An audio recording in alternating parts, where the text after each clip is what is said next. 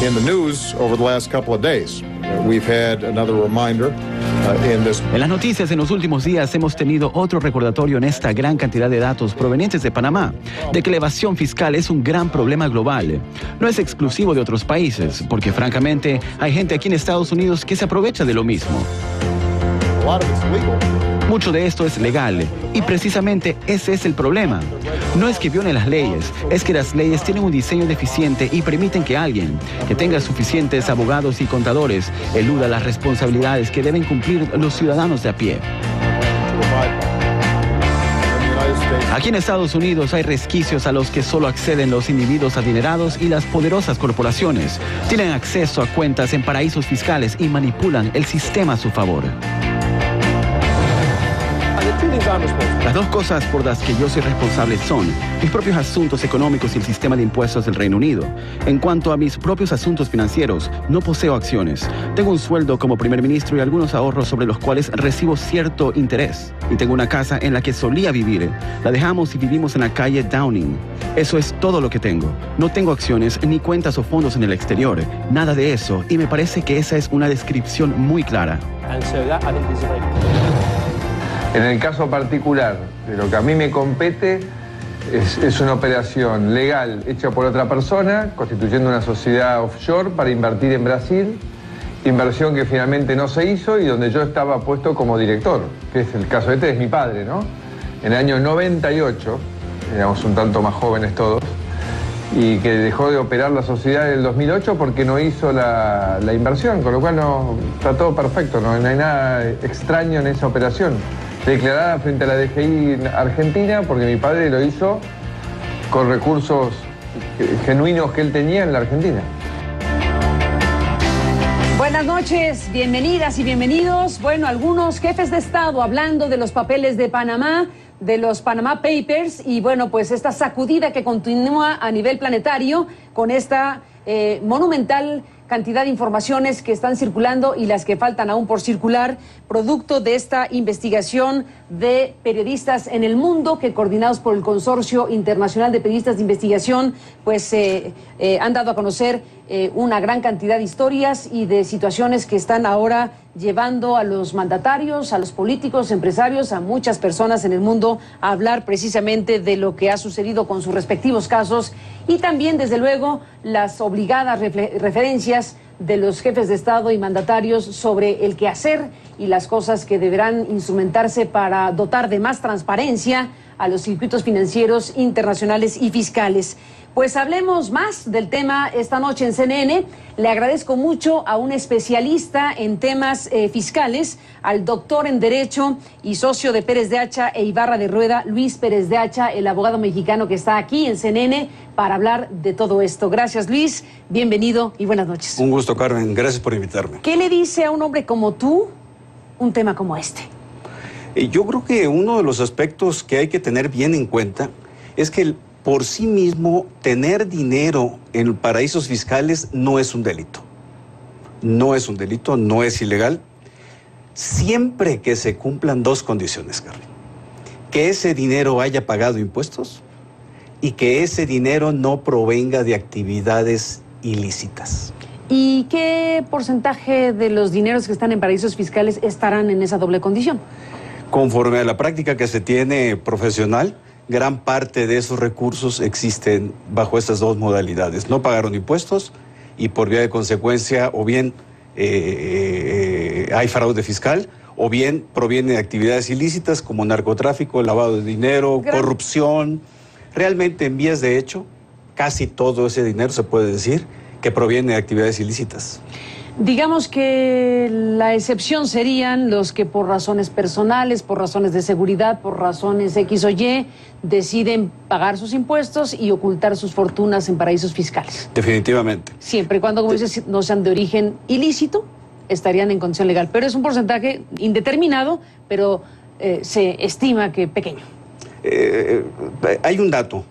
José Ángel Gurría acaba de hacer una declaración precisamente con motivo de los papeles de Panamá, una declaración de ayer, en donde dice que tiene que continuarse con la lucha en contra de los paraísos fiscales, porque es la plataforma idónea para el flujo ilícito del dinero.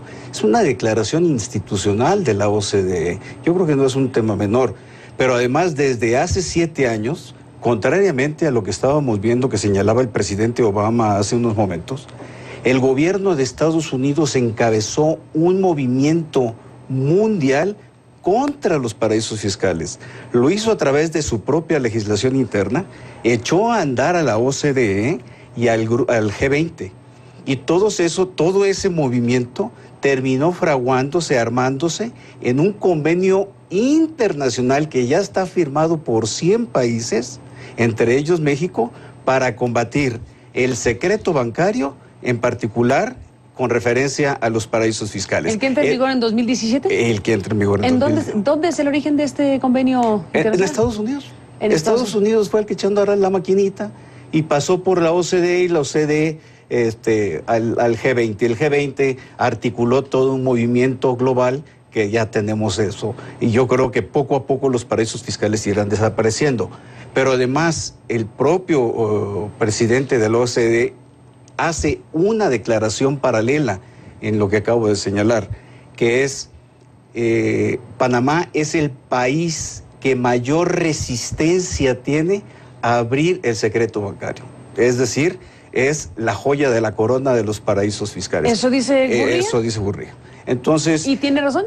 por supuesto. Pero hay otros paraísos fiscales. Queda muy... Y los menciona como ejemplos. Menciona 2, 3 casos más. Pero pone a Panamá como el principal. La joya de la corona de todos ellos. Y son declaraciones institucionales. Yo creo que eso es bien importante, porque el SAT declaró recientemente que no es ilícito el tener el dinero, y lo cual es cierto.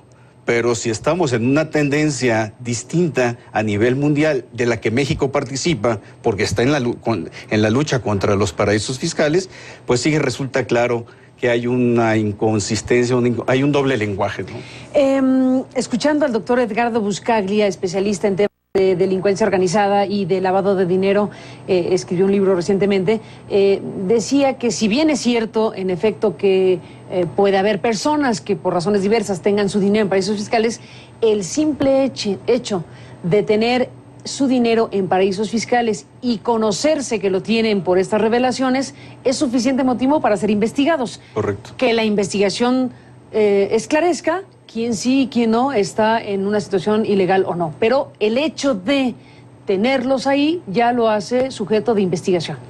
Yo creo que hay un elemento muy importante. Son indicios muy fuertes de que hay una situación irregular, porque estamos hablando del origen del dinero, si pagó o no impuestos y si proviene de actividades ilícitas. Pero además, conforme a la ley fiscal mexicana, cada año, en febrero de cada año, se tiene que presentar un aviso por los mexicanos del dinero que tengan en paraísos fiscales. Y si no los presenta, la propia ley fiscal establece las consecuencias. Entonces, hay una omisión de impuestos en tiempo presente. Olvidemos lo que pasó hacia el pasado. En tiempo presente, por el solo hecho de no estar presentando esos avisos, Carmen. Bueno, eso lo sabrá la autoridad fiscal si los presentaron o no. Eso lo sabe la autoridad fiscal. Pero y deberán, bueno, ayer estuvo aquí el jefe del SAT, sí, Aristóteles, y él dijo que ya habían iniciado investigación sobre los casos mencionados. Sí. Ese tipo de información disponible de la autoridad fiscal, pues empezarán por revisar esto. Déjame hacer una pausa, Luis, abogado, volvemos en un instante en esta conversación.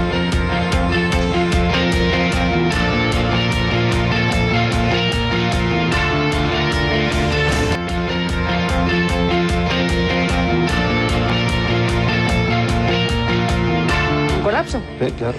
Luis Pérez de Hacha, abogado, seguimos hablando de esto que ya nos llevó a unos niveles en el corte comercial de otra índole. Déjame retomar el hilo de la conversación para nuestro público en CNN. Tú me decías en el corte y te pido lo recuperemos. Hay otros motivos que pueden tener o tienen los grandes países del mundo, las grandes potencias, para combatir el ocultamiento de información, porque se financian desde ahí también situaciones delictivas muy graves, o terrorismo, o ISIS, o no sé, cualquier situación en donde uno tendría que preguntarse en dónde están colocados capitales que financian cosas de esta naturaleza. El otro motivo, como te decía, que por el cual se combaten los paraísos fiscales y está expresamente reconocido por Obama y los principales líderes mundiales de Europa, sobre todo, y más aún después de los acontecimientos que se han presentado en Francia y Bélgica, es que los paraísos fiscales se utilizan para financiar actividades terroristas. Entonces se tiene un círculo perfecto de ilicitud, por supuesto. Por un lado, una actividad de narcotráfico, básicamente, de tráfico de armas y tráfico de personas, realizados por los grupos terroristas, lavan dinero a través de paraísos fiscales, ahí depositan, ahí alojan el dinero con la secrecía que corresponde, y a través de otros mecanismos, de otros vehículos legales, financian el terrorismo. Entonces se cierra el círculo y tenemos el terrorismo en un andar inacabable que por eso justifica a los ojos de los líderes mundiales el combate a los paraísos fiscales, con independencia del fraude fiscal y del lavado de dinero y corrupción y todo lo demás, ¿no? Hace un momento, Luis, hablaste de este convenio internacional para que los propios paraísos fiscales abran sus informaciones y en cooperación con otras naciones pueda transparentarse el asunto. 2017 es la fecha. ¿Cuál va a ser el alcance de este convenio? ¿Cuál va a ser realmente el efecto de aquí al 2017 en donde se van a regularizar todos o van a constituirse nuevas formas de ocultamiento? Porque sería bastante ingenuo decir, como ya se pusieron de acuerdo los gobiernos para este convenio del 2017, todos tenemos que estar en orden. Sería muy ingenuo. ¿Qué tipo de cosas pueden ocurrir? Imaginemos el asunto para el ocultamiento de capitales, de la ilicitud y desde luego de la evasión fiscal. Primera aclaración, Panamá no ha firmado ese convenio internacional. ¿Ni lo firmará? Ojo, es una denuncia que hace también José Ángel Gurría. Panamá no lo ha firmado. No ha firmado el ¿Lo ha convenio firmado las internacional. Islas Vírgenes? Hay todos ¿Bahamas? los que corresponden a la comunidad británica ya lo firmaron. Pero Inglaterra no se oponía. Inglaterra, curiosamente, es de los países que más paraísos fiscales tenía. Las islas De todos ahora. británicas. Todas las islas británicas, todos los que pertenecen a la Commonwealth. Entonces, todos esos ya firmaron y en diferentes momentos, en diferentes tiempos que están previstos en el convenio internacional, entrará en vigor. Panamá no. Esa es la primera aclaración. Por vía de consecuencia, Panamá no filtrará información alguna. El convenio multilateral, Carmen... Oye, te Sí. escucho. El convenio multilateral lo que propiciará es el intercambio automático de información bancaria para efectos fiscales. Automático. Con unos estándares que se marcan en el propio convenio internacional. México ya empezó a establecer sus estándares en las leyes internas, ya están. Entonces México va en un cauce de el combate a los paraísos fiscales conforme a los criterios marcados por la OCDE. Sí va a haber creatividad en la medida a la que te refieres tú. Sí, creatividad de quienes quieren eludir o seguir ocultando, algo se inventarán. Sin lugar a dudas. Siempre va a haber una creatividad, robo de identidades, falsedad de identidades, o bien... Que ya existen. Ya existen. O bien van a existir países que continúen siendo paraísos fiscales. Panamá está de moda, tiene 2, 3 años de moda Panamá como paraíso fiscal. Antes había otros paraísos fiscales. Suiza dejó de ser paraíso fiscal. ¿Por qué? Porque el gobierno de Estados Unidos se le fue a la yugular, lo acusó de lavado de dinero, de fomentar el fraude fiscal entre sus ciudadanos y le impuso multas a 2 instituciones bancarias de 6,000, 10,000 millones de dólares, una cosa así. Entonces Suiza metió reversa y entonces decidió abrir la información bancaria. Y eso ya es un tema ideal, eso de que Suiza es el paraíso fiscal. Suiza lava más blanco, ¿te acuerdas de aquel libro clásico? Ya dejó de ser paraíso fiscal. Va a entrar en vigor el convenio multilateral en determinada fecha. Es difícil aprenderse las fechas. Luis Pérez de Hacha, el papel de los Estados Unidos. Por un lado, dices, impulsor de este acuerdo vía los organismos internacionales que ha sido firmado por 100 países y que entrará en vigor próximamente. Pero en Estados Unidos es receptor de una cantidad muy importante de capitales del mundo y uno se preguntaría, ¿todos limpios? Es difícil darle una respuesta a esto, Carmen. Existen estudios en donde se dice que Estados Unidos maneja el doble lenguaje del combate al narcotráfico, pero fuera de sus combate de lavado de dinero y narcotráfico, de actividades ilícitas, fuera de sus fronteras. Pero ya dentro de sus fronteras, lo único que le interesa es que sus ciudadanos paguen impuestos. Ese es el doble discurso. De hecho, se ven ahora que se están acotando, se están cerrando los paraísos fiscales en el mundo, grandes inversiones en Nueva York, por ejemplo, en los edificios inmobiliarias. Grandes. Bueno, hay investigaciones del New York Times muy fuertes. Bueno, es la que me quería referir. Hace cosa de un año y medio, el New York Times sacó un reportaje interesantísimo que el paraíso fiscal de moda se llamaba Nueva York, Manhattan. Entonces yo creo que sí hay un doble discurso de Estados Unidos. Más que paraíso fiscal, inversionistas ocultando su identidad, invirtiendo en el sector inmobiliario muy fuerte. Recordemos que paraíso fiscal tiene una doble aproximación. Primero, secreto bancario, sí, y el otro, baja tributación, es decir, carga fiscal baja, ¿no? Entonces, las dos cosas. O cualquiera de las dos. Pero lo más relevante es, en lo que estamos hablando, el secreto bancario, que es inexpugnable, ¿no? Bueno, estamos, Luis Pérez de Hacha, en este momento viendo un montón de reacciones, un montón de situaciones que irán procesándose en el camino, la caída del primer ministro de Islandia, algunas renuncias, en fin. Después de la pausa, Luis, este escándalo mayúsculo, ¿crees que acelere procesos? ¿Crees que obligue a que situaciones que no están ocurriendo y que no hubieran ocurrido de otra manera sucedan? Después de la pausa, volvemos y te escuchamos. Interesante.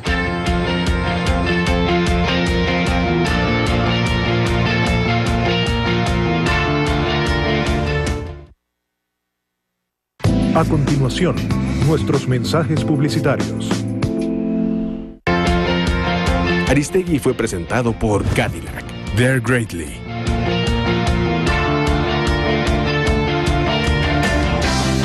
Casi 23 millones de ciudadanos elegirán al nuevo presidente y a los 130 congresistas que legislarán por los próximos 5 años. ¿Qué determinará el voto de los peruanos? ¿Qué propuestas tiene para lo que es la seguridad, la educación? Ojalá que realmente prime la democracia. En lo que parece estar la mayoría de acuerdo es que ninguno de los candidatos logrará el 50% de los votos requeridos para ganar en primera vuelta. Sé testigo del desarrollo de estos comicios. Perú, voto 2016, el domingo en CNN.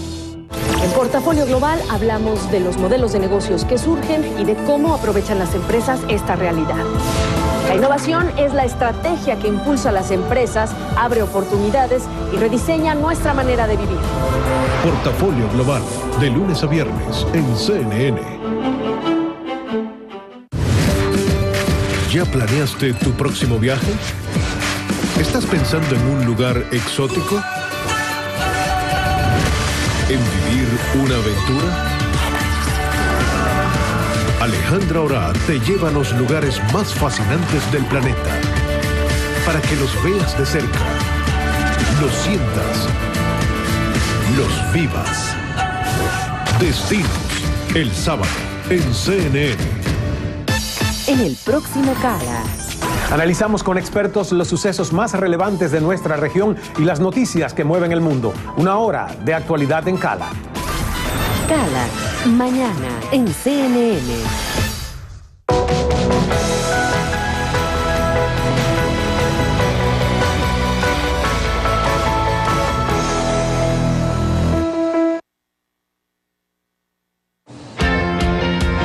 Entramos en un momento más a la parte final del programa con el abogado Luis Pérez de Hacha. Estamos hablando de los papeles de Panamá, los Panama Papers. Volvemos.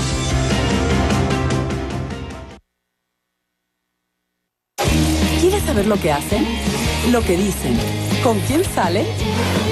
Juan Carlos Arciniegas y Mariela Encarnación cubren toda la emoción del entretenimiento. Controversias. Las estrellas que son noticia. Showbiz, de lunes a viernes en CNN. Este es un espacio para explorar los sucesos que tocan tu vida, para buscar soluciones prácticas, para analizar las noticias pensando en ti. Realidades en contexto, de lunes a viernes, en CNN. Cada deportista tiene una fascinante historia por descubrir. ¿Cómo invierte su dinero? Y Elizabeth Pérez lo tiene todo para hacerlo. Te ponen tickets. Porque lo que pasa fuera de la cancha es tan importante como lo que sucede dentro de ella. Triunfadores del deporte. El sábado, en CNN. Y ahora, regresamos a nuestra programación.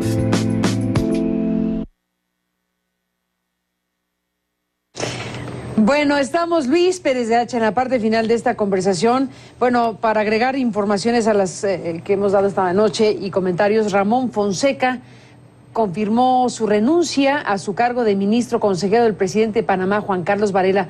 Todo un tema que Fonseca, de Mossack Fonseca, pues era consejero directo del presidente de Panamá, lo cual es muy ilustrativo del tipo de cosas que en Panamá están ocurriendo. Y bueno, finalmente estaba separado momentáneamente el cargo, pero bueno, ha dicho el ministro de la presidencia, que es Álvaro Alemán, que el exministro Ramón Fonseca Mora presentó su renuncia. Él sintió que tenía que aclarar su nombre y el de su firma, y él lo quiere hacer como ciudadano privado y no se le vaya a estar señalando por ocupar una posición de gabinete. Le agradecemos por los servicios prestados, dice el ministro de la presidencia. Así que el tema no es tanto que haya renunciado, sino que haya sido el asesor del presidente. Claro, por supuesto. Un hombre que es esta parte fundamental de una sociedad con el otro socio Mossack, precisamente de un despacho con estas características. Renunció, pero bueno, ilustrativo el vínculo directo institucional entre el señor Fonseca y el presidente de Panamá. Lo que llama la atención, más allá, Carmen, de los aspectos legales, que si quieres ahorita los tratamos, es los efectos mediáticos y políticos que esto está produciendo. Tremendos. Tremendos. Tremendos. No es simplemente decir, es falsa esa información, porque hay un indicio muy fuerte, ya descubierto, ya destapado, de que ese dinero está ahí. Y si ese dinero pagó impuestos, no tiene problemas. Pero si sigue pagando impuestos, no tiene problemas. O si se presentan los avisos al SAT, no tiene problemas, por supuesto. Pero ¿y si no? Para saber. Yo creo que eso es bien importante. Ahora, si lo hacen por encubrir su situación patrimonial, esa es otra cosa, ¿no? Bueno, pues estamos en este periodo donde quienes están en esa circunstancia aún pueden regresar sus capitales, sí, aún pueden pagar impuestos y librar cualquier tipo de investigación si no los sorprenden antes. Exacto. Pueden hacerlo por voluntad propia. Lo pueden hacer por voluntad propia. ¿Pronosticas que lo harán? Aquí vámonos a la parte legal y la parte real. ¿Tú como abogado fiscalista se los recomendarías? Me estás poniendo en una trampa, Carmen. Pues esa es la trampa que quiero que me contestes. Va. El SAT y la Unidad de Inteligencia Financiera de la Secretaría de Hacienda tienen facultades para investigar. Pero vamos a una situación real y yo creo que aquí está implícita la respuesta que estás pidiendo. Si el gobierno de Panamá, el sistema bancario panameño no hable la información, por más que el SAT y la UIF hagan investigaciones, no van a detectar realmente qué es lo que está sucediendo con esta información que se filtró. Esta información que se tiene no es información legalmente dura. Eso es a lo que me quiero referir. No es una información que se puede utilizar para perseguir a alguien. En procesos. En procesos legales. Y hace sentido. Diferente ha sucedido en otros países, ojo, porque no es el primer caso que se filtra información. Sucedió con Luxemburgo Leaks, que se llamó, y con la información que se robaron de un banco suizo. De hecho, con ese banco suizo, la familia Botín pagó 200 millones de euros con esa información en España. Y se les persiguió con información robada. O sea, con la información robada de un banco. De un banco suizo. Y ahora esta es información filtrada. Filtrada. Dice Mossack Fonseca que robada. Filtrada, robada. Bueno, muy bien. Pero el efecto legal de tener esa información, o sea, tú dices con toda razón, la sacudida mediática, política y social es enorme, pero ¿para la autoridad fiscal le sirve eso? No. Definitivamente no. En los estándares mexicanos, no. Si estuviéramos en otro país, como España, por ejemplo, sí. Alemania lo hizo. Persiguió a sus contribuyentes con base en esa información filtrada, robada. Estados Unidos hizo lo mismo con información filtrada, robada. Me estoy refiriendo a Luxemburgo y Suiza. Probablemente esos países algo harán en relación con los papeles filtrados, hasta ahí me quedo, de Panamá. Algo harán, porque es información que evidencia alguna irregularidad, y esa irregularidad no es como para quedarse cruzado de brazos. Ahora, que el SAT quiera es otra cosa. Ya Eso, nos vamos. Cierra con una frase. que el SAT quiera. De eso va a depender si permanecemos en una situación de impunidad o realmente rige un Estado de Derecho y todos pagamos impuestos como nos corresponde. Luis Pérez de Hacha, gracias esta noche por estar aquí para hablar del tema y seguiremos en contacto, si me lo permites. Gracias, por supuesto. A ti, gracias y buenas noches. Y a usted que nos permitió acompañarles, buenas noches, que descanse. Hasta mañana.